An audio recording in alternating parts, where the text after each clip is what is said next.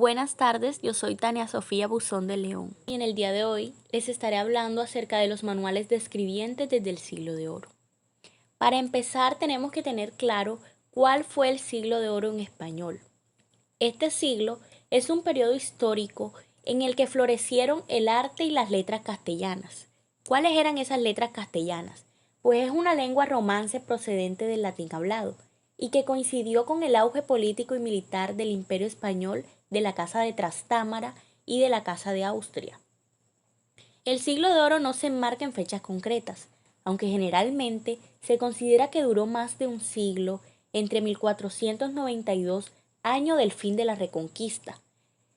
Este año del fin de la Reconquista fue un periodo de la historia de la península ibérica de aproximadamente 780 años, conquista omeya de Hispania en 711 y la caída del reino nazarí de Granada en 1492. Ante los reinos cristianos en expansión, esta conquista completa de Granada marca el final de la historia, del periodo. El descubrimiento de América y la publicación de la gramática castellana de Antonio de Nebrija y el año 1659, en que España y Francia firmaron el traslado de los Pirineos. El último gran escritor del Siglo de Oro fue Pedro Calderón de la Barca. Hablemos un poco de él. Se dice que nació en Madrid el 17 de enero de 1600 y falleció el 25 de mayo de 1681. Fue un escritor español, sacerdote, católico, miembro de la venerable congregación de presbíteros seculares de la Orden de Santiago, conocido fundamentalmente por ser uno de los más insignes literatos barrocos del Siglo de Oro, en especial por su teatro. En el año que Pedro Calderón murió, se consideró finalizado el Siglo de Oro español. Este siglo fue un periodo histórico de relativa fortaleza política española, dominada por el espíritu de la Contrarreforma y la Santa Inquisición de la Iglesia española, de manera que se trató de un periodo esencialmente católico, pero que le brindó a España el reconocimiento y la admiración internacional. Hablemos ahora acerca del origen del Siglo de Oro. El término Siglo de Oro fue ideado por Luis José Velázquez, marqués de Valdeflores, quien fuera un erudito y anticuario del siglo XVIII. Lo utilizó por primera vez en su estudio Orígenes de la poesía castellana de 1754, aunque con ello se refería exclusivamente al siglo XVI. Ahora que ya tenemos un poco claro lo que significó, lo que fue el Siglo de Oro, hablemos en sí acerca de los manuales de escribientes.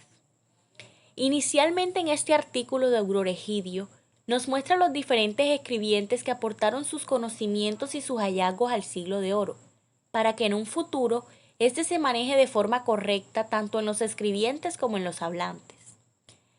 Primeramente, nos dicen que el humanismo propició los manuales de escribientes, pero ¿ya tenemos claro cuál fue el humanismo? Para los que aún no saben, el humanismo tiene su origen en el siglo XIV y se extiende hasta el siglo XVI. Lo hizo de la mano del Renacimiento, iniciándose primero en Italia y extendiéndose posteriormente por toda Europa.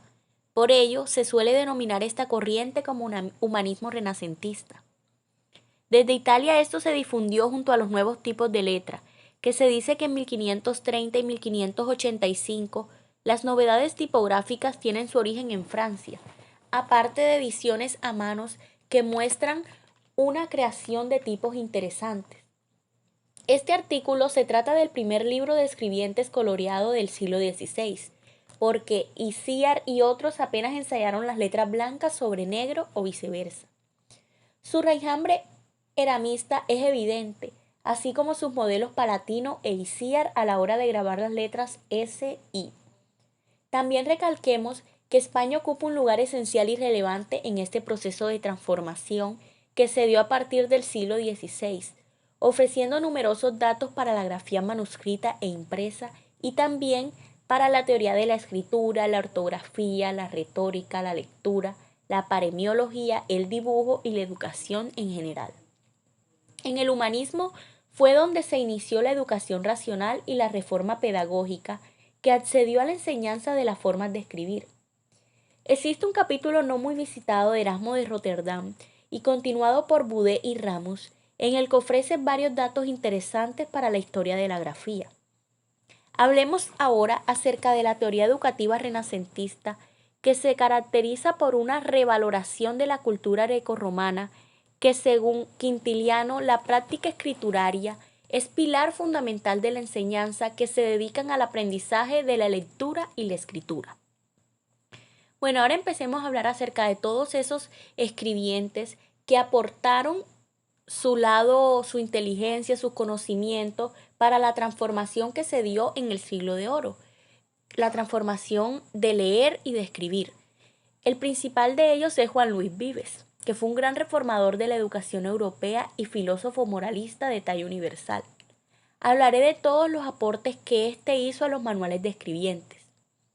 Primeramente, creía en la lengua como don divino de comunicación entre los hombres, y por eso tenía tanto interés en el arte de leer y escribir. El Tratado de la Educación define el lenguaje como principio de racionalidad humana. Para Vives, leer y escribir eran parcelas fundamentales del aprendizaje escolar. Dice que existen diferentes juegos para aprender a leer y escribir. Abogó por l'exercitatio, que explica que los niños que aprendiesen a escribir debían procurar que las letras fuesen rectas y no desiguales ni confusas. Aboga por la brevedad. El método inductivo de escribir expuesto por él es parejo al de la lectura y concibe la escritura como vehículo de conocimiento. Desarrolla la concepción de la escritura como memoria viva y la de la pluma como vehículo que eterniza las palabras. Concebía la escritura como un ejercicio físico en el que participa todo el cuerpo. La escritura era un ejercicio mental. Vives coincide con Erasmo cuando hablan de la prédica de una enseñanza organizada que cambiaría los métodos de enseñanza en toda Europa. Vives representa una ventana abierta para contemplar a lo vivo como eran las escuelas de su tiempo. También ofreció un curioso panorama, el alcalaíno, que en su tratado pasa a enseñar a leer y escribir en 1589 por Juan de la Cuesta. Luego tenemos a Alejo Venegas, que fue un escritor humanista, lexicógrafo y ortógrafo español del Renacimiento. Él define la ortografía como recta escritura, es decir, corrección caligráfica y ortográfica. También ofrece un capítulo dedicado a la invención de las letras y a la filosofía de las mismas, basadas en el entendimiento del lenguaje escrito como lazo de comunicación de los ausentes. Para Venegas, las letras son depósito de las voces que representan. Su tratado confirmó la estrecha relación entre escritura y juegos que ya les mencioné con Vives, entendiendo, y esto es algo muy interesante, que el maestro debe enseñar con amor y no con temor. También ofreció muchísimas reglas para enseñar a leer y escribir a los ciegos, haciéndoles un abecedario con hilos de alambre en letras grandes para que puedan tentarlas. Y finalmente recomienda sartarle letras cortadas de pergamino o papel enhebradas en hilos para escribir cartas que el ciego pudiese leer. Luego de Alejo Venegas tenemos a Quintiliano, que fue un retórico y pedagogo norteamericano. La gramática para él no es otra cosa que saber leer y escribir bien. Eso fue lo que él aportó. También nos dice que incluye modelos de cartas mensajeras. Después tenemos a Isíar, que fue un calígrafo español del siglo XVI. Isíar ofrece unas finas muestras de la letra itálica. Presenta claras novedades siguiendo al respecto algunas de las teorías expuestas por el impresor veneciano Aldo Manuzio. Se ven claras huellas quintilianistas por su concepción lúdica de la escritura común. Conocía la obra ortográfica de Venegas, al que le coloca junto a Palatino. Su obra abarca las consabidas prácticas dedicadas a la pluma. Isíar fue un gran conocedor de las geometrías caligráficas de Durero. Se guió de los principios de utilidad práctica y finalmente ve la necesidad, o más bien vio la necesidad de acomodar el ritmo de la escritura al de la palabra hablada.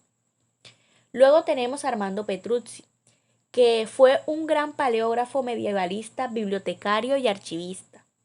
Y él aportó a esta transformación diciendo que el paso del manuscrito al impreso conllevó cambios y continuidad en un tiempo. Finalmente tenemos a Madariaga, que aportó a la escritura como se concibe, como camino de perfección personal y hasta social.